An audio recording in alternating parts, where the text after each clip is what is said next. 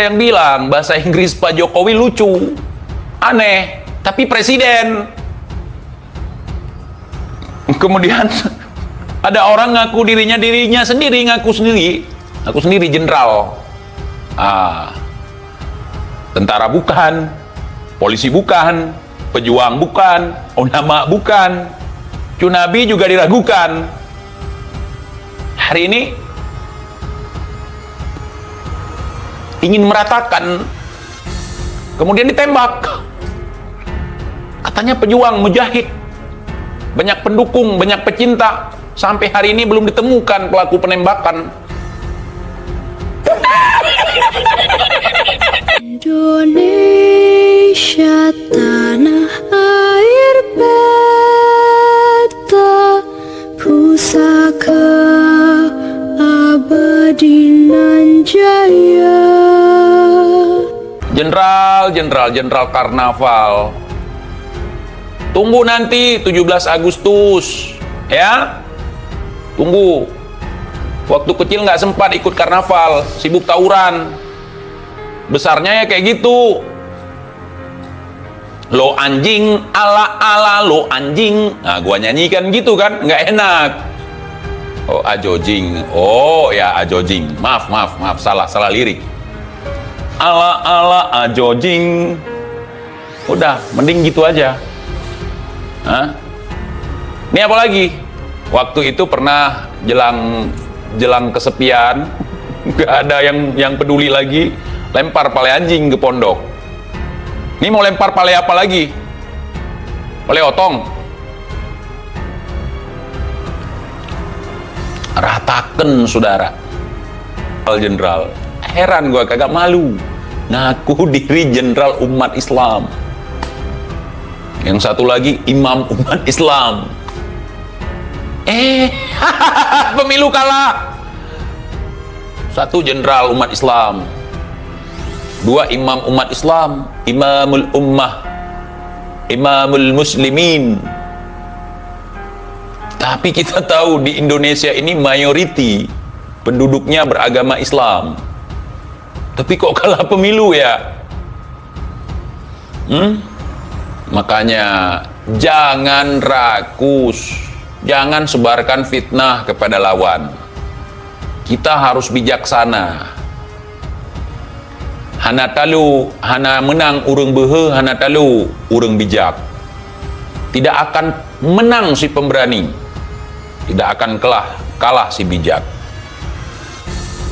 Kalau kita mengedepankan ajaran yang ditinggalkan oleh Rasulullah Sallallahu Alaihi Wasallam, maka gunakanlah hal-hal yang baik, yang terpuji. Jangan tunjukkan akhlak tercela dengan mencela orang, memfitnah lawan, membuat isu-isu yang tidak benar di tengah-tengah masyarakat. Ajakan bersatu jangan hanya sekedar slogan pada saat koar-koar di jalan. Akhirnya kebalik-balik, tidur di masjid, sholat di jalan. Cuman nggak ada yang demo kalian, karena kalian tukang demo. Itu udah bener itu. Tidur di masjid, sholat di jalan. Masjid ada, sholatnya di trotoar. Habis itu nyalahin pengguna jalan. Dasar lu PKI, dasar lu kafir. Orang lagi sholat nggak lihat, sholatnya jangan di jalan, mas. Setahu saya di Jakarta itu banyak musola, banyak masjid, kan bisa bagi. Yang dari Petamburan sholatnya di Istiqlal, yang dari ini sholatnya di Kebun Kacang, yang dari ini sholatnya di Tanah Abang, yang dari sini sholatnya di sana. Kan banyak itu bisa bagi. Kalau yang komandoin komodo ya begitu. Coba yang komandoi orang berilmu, nggak akan seperti itu. Jadi itu semua dilakukan untuk mendapatkan simpati dengan cara yang konyol. Kebalik-balik, orang biasanya ulama, tokoh agama, doanya bagus-bagus loh, meredam suasana. Ini doanya, ya Allah susahkan rezekinya, jauhkan jodohnya. Kalau dia udah punya bini, semoga diceraikan sama bininya. Enggak segitunya kali berdoa, itu kesannya mengolok-ngolok Allah. Allah itu maha pengasih lagi maha penyayang. Jangan kau vonis seseorang tanpa mahkamah. Ini ujung-ujung fitnah. Kenapa? Saya merasakan sendiri, kalau tidak sejalan dengan mereka, kalau bukan PKI, Wahabi. Kalau bukan Wahabi, ya PKI. Atau pembenci. Dan laku. Jika tak kalah, tak akan menyembah Allah lagi gitu. Belum lagi partai setan, partai Tuhan. Sekarang berbondong-bondong naik caleg yang katanya itu partai setan. Dari kalangan mereka, ya Allah, itulah politik, saudara. Jangan bawa agama ke dalam politik, tetapi politik bawa ke dalam agama dengan cara-cara berakhlak,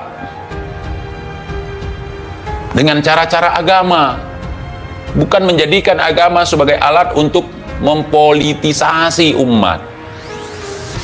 Kalau kayak gini gimana? Dulu katanya ini adalah partai yang berafiliasi dengan PKI, ini adalah partai setan. Lah sekarang bocil-bocil pada nyalek dengan partai yang pernah diklaim partai setan. Nah, itulah yang saya maksud, bukan itu. Yang saya maksudkan bukan itu. Yang saya maksud adalah hari ini kita jangan membenci terlalu. Suatu saat itu akan menjadi sesuatu yang kita butuhkan. Itulah politik, saudara. Tidak usah mengklaim orang lain masuk neraka gara-gara beda pilihan dengan kita. Kita ketahui kasus tentang bapak berpangkat mantan Kadis Propam, bisa kan? Kok ini diam? Jadi jangan-jangan bikin kami masyarakat ini, warga negara ini, menjadi tidak percaya kepada institusi tersebut. Dan kita pun bukan yang punya surga. Walaupun punya surat kacang, tapi nggak berlaku bagi sembarangan orang. Cuman di kalangan kalian sendiri yang berlaku surat kacang versi Maman. Koar-koar mereka satu pun tidak ada yang jelas. Satu pun tidak ada yang jelas. Kenapa TJ mengatakan begitu? Kalian pernah dengar dulu, kalau memang Jokowi berhasil naik di periode kedua, mereka akan pimpin perang. Saya nggak lihat tuh ada perang. Kalau perang selangkangan ada. Tapi kalau perang untuk mengkudeta Jokowi, nggak bisa, saudara. Mengkudeta kepala negara tanpa keterlibatan militer di dalamnya tidak bisa. Kemudian, kalaulah kasus ini benar-benar siap menghilang begitu saja, bagi saya pribadi ini merupakan sebuah tindakan yang meremehkan, menyepelekan hukum yang ada di negara kita. Ada orang mengaku bahwasannya dia menjadi korban penembakan OTK, orang tak dikenal. Kemudian kasusnya hilang begitu saja, padahal dia melapor. Laporannya diterima pihak aparat, sudah melakukan penelusuran, penelitian, dan seterusnya. Sudah diusut, kemudian hilang begitu saja. Ini contoh. Ya, saya belum katakan yang si Bahar ini sudah hilang mutlak, total tenggelam di telan bumi. Belum. Ini contoh. Kemudian hilang begitu saja. Konyol. Kecuali people power seperti yang terjadi pada tahun 1998. Itu baru bisa. Kalau sekarang mana ada people power pun udah menafas saja susah. Ya, people power congor sekarang. Powernya udah nggak ada. Indonesia sejak dulu kala tetap dipuja-puja bangsa.